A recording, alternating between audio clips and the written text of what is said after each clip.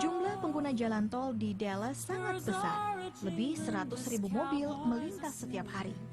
Untuk menjawab kemacetan dan menarik minat pelanggan, pengelola terus menambah ruas jalan. Tahun 2012, 80 km jalan tol dibangun, dan tahun ini 50 km jalan tol diperpanjang. Simply put, there's very little money for roadways, at least that's being used for roadways in the state of Texas right now. So if a roadway is to be built in the near future, it's likely it will be built as a toll road because it can be built quickly, put roads where they would not ordinarily be.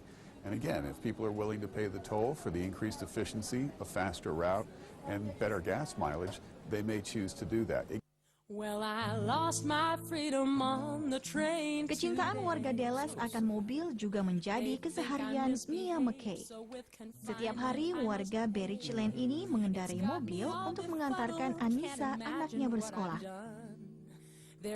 Bagi wanita asal Bandung yang menikah dengan pria Amerika ini, bermobil jauh lebih praktis dibandingkan angkutan massal.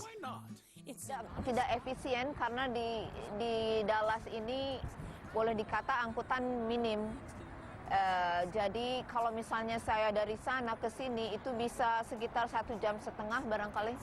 Dari segi biaya karena di sini itu waktu adalah uang.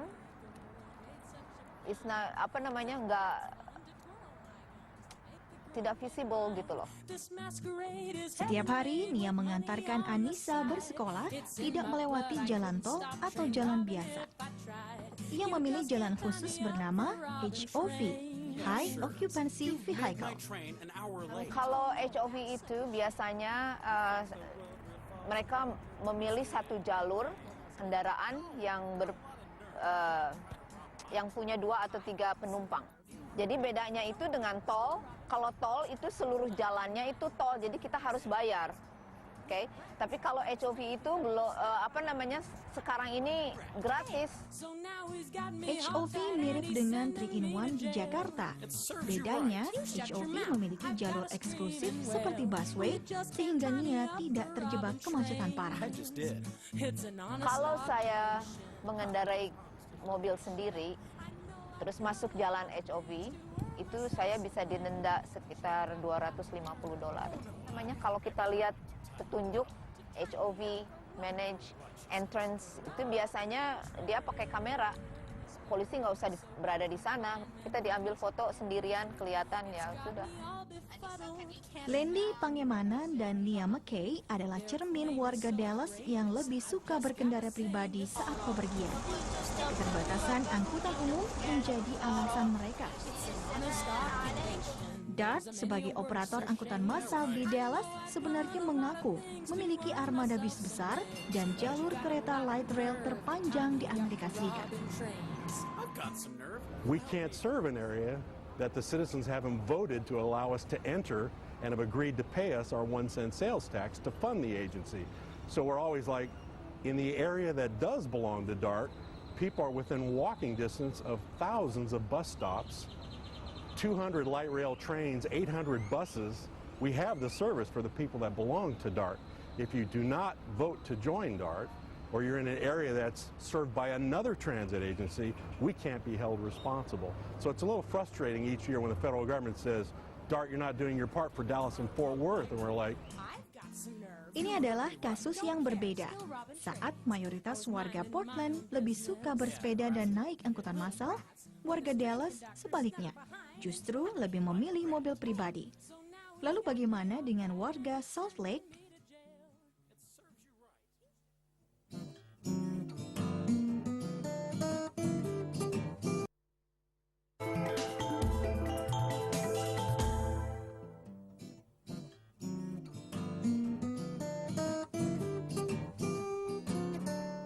Sepi, damai, dan tenang adalah kesan yang Anda dapatkan di Salt Lake City, Utah, Amerika Serikat. Sebagai kota yang terus berkembang dengan cepat, Salt Lake membutuhkan sarana transportasi untuk melayani warganya. Yeah, it's good. Yeah, it's just convenient. I can work and I can do other things while I'm on the bus. I don't have to focus on driving. I don't have to worry about traffic. I mean, compared to fuel in a car and the cost of a car, it's less expensive, so it is cheaper. Meski sudah dianggap tepat waktu, warga Salt Lake meminta jam operasional angkutan massal ditambah. Yeah, running later at nights, and if it could go 24/7, it would be a lot better. But it cuts off a lot of times at 11 at night, and people that need public transportation need to probably work later than that. Salt Lake City memang tidak sepadat kota-kota besar lain di Amerika Serikat. Di pusat kota, penduduknya hanya 200.000 jiwa. Namun bila ditambah dengan daerah pinggiran, populasi Salt Lake mencapai 2,5 juta jiwa. Menghadapi pertumbuhan kota, Envision Utah, sebuah lembaga non-profit di Salt Lake City, terus berkampanye tentang pentingnya angkutan massal. Tujuannya agar Salt Lake tetap menjadi kota yang nyaman dan ramah bagi warganya di masa depan. Sometimes we meet one-on-one with government leaders, business leaders, and others, and just educate them. Sometimes we'll work with newspapers and we'll place what we call guest opinion. We do public workshops and we invite residents to participate, and that's another way they can learn about the value of public transportation. So we'll try to educate people through as many different ways as we can. We want to reach as many people as we can to talk about the benefits of public transportation. Untuk mewujudkan Salt Lake yang nyaman di masa depan, Metropolitan Utah tahun ini menguncurkan $7 miliar atau sekitar 7 triliun rupiah untuk menambah angkutan massal. Saat ini baru 600 bis dan 100 rangkaian kereta dioperasikan Utah Transit Authority. We'll focus mostly on some additional light rail expansion, more bus system, more bus service, what we call bus rapid transit, where you have more limited stops, higher speed service. Pembangunan dan pengembangan sarana angkutan massal tidak lepas dari partisipasi masyarakat untuk membayar pajak. Dari tiket penjualan, UTA selaku operator hanya mampu menutupi 20% kebutuhan operasional. So our funding doesn't come from the state government, and we do receive federal funding that comes by way of a federal gas tax. Comes to us, but most of our funding comes from a local sales tax that was approved by the citizens in the region. Kesadaran masyarakat dan pemerintah akan pentingnya angkutan massal menghadapi tantangan mobilitas di perkotaan menjadi kunci penting menjawab masalah kemacetan. Tanpa angkutan massal yang baik, sebuah kota akan lumpuh. Amerika Serikat setiap tahun merugi $65 juta akibat kemacetan, seperti Jakarta yang merugi 13 triliun rupiah setiap tahun. It is so difficult to drive. Driving is so unreliable, congestion is so bad, that people have a good reason not to drive if you give them an alternative.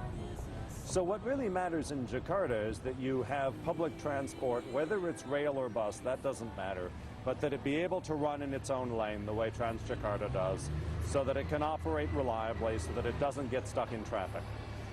Once public transport is not stuck in traffic, it can easily be more attractive than driving. Angkutan massal juga harus terintegrasi satu sama lain, baik dari tarif maupun sistem transit, sehingga memudahkan penumpang. When you look at a city like Kuala Lumpur, if you've ever looked at their transit map, there are lots of lines, but they don't connect with each other. You can't use them together because they were built by different companies who weren't trying to cooperate, right? That would never happen in Portland. That would never happen in most of the West Coast cities because you've got a very clear government role in deciding what the public transit system should look like. Masyarakat Amerika Serikat menyadari membangun transportasi publik yang baik dan dapat diandalkan merupakan solusi jitu keluar dari belenggu kemacetan di masa depan. Hal yang seharusnya juga bisa dilakukan warga Jakarta dan sekitarnya untuk menghindari kemacetan yang semakin parah. Pigeon-toed, I got a sob in my yodel for that sunny wonderland.